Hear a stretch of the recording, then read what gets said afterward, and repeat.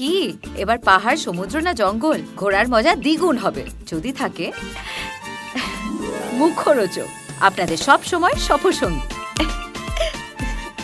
মুখরোচক আপনাদের ভালোবাসায় জড়িয়ে ৭৫ বছর পেরিয়ে খুব ভালো সম্পর্ক ছিল এবং আমার পরিচালনায় একটি ছবি করেছিলাম আমি পুরুষোত্তম, যেখানে আরডি বর্মন মিউজিক করেছিলেন। আশাজি প্রচুর গান আমাদের বাংলায় গেয়েছেন, সেটা ছোটোবেলার থেকে শুনেছি।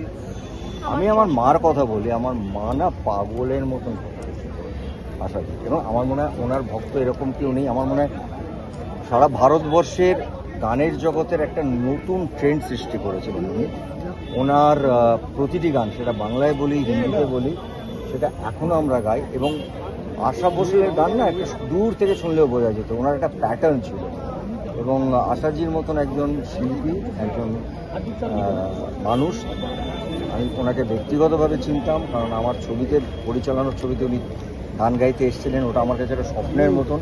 ওই স্বপ্নের দিনগুলো মনে করছি এবং আমি মনে করি আশা ভোসলের যা গান আছে আর সব ভাষায়, সেটা আজীবন